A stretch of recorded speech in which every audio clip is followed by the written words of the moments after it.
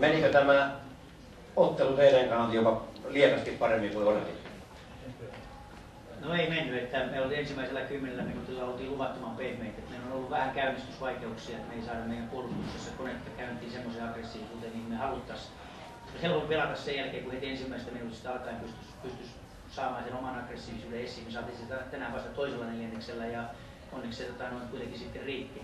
Hyökkäys oli koko ajan niin aika tasapainosta, että pystyttiin tekemään järjestää yli 20 pinnaa per neljännes, että siihen täytyy olla tyytyväinen ja totta kai oli Tuppos hyvin, mutta ne on kyllä viime aikoina puhunut meillä hyvin, että päästään hyvin hyökkäämään ja siitä heittämään vastapalloheittoja, niin meillä on hyviä pelaajia, jotka pystyvät pistämään niitä sisään.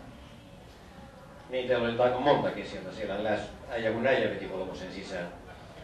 No, Miikka, oliko tämä sinulle jonkinlainen yllätys tämä ero, mikä tähän syntyi? No ei kenttätapahtumiin nähden tietenkään mikään yllätys ole. Kauhajoki oli juuri ton verran parempi joukkue, että tänään pelasi hienosti ja ansaitsee voittonsa ja hatunnoston. Mut kyllä mulle silti jäi kaikesta huolimatta semmoinen homma mieleen niin tunne päälle tässä, että me annettiin vähän niin kuin Kauhajoen voittaa omilla aseillaan tää peli. Me aloitettiin matsi ihan hyvin, me oltiin valmiita pelaamaan. Siellä ei tullut mitään yllätyksiä niin kuin mihinkäs suuntaan, me tiedettiin mitä me oltiin tekemässä. Mutta jostain kumman syystä sit meillä ei ihan kaikilla pelaajilla ollut keskittyminen oikeassa asioissa. Ja se näkyy siinä, että tilanteita ei pelattu ihan loppuun asti. Pelataan aika hyvä puolustus, mutta sitten me annetaan hyökkäyslevypalloa. Tehdään jotain hyökkäyksessä ihan jees ja sitten seesitään itse se tilanne. Ja niin kun, keskittyminen oli vähän väärissä asioissa.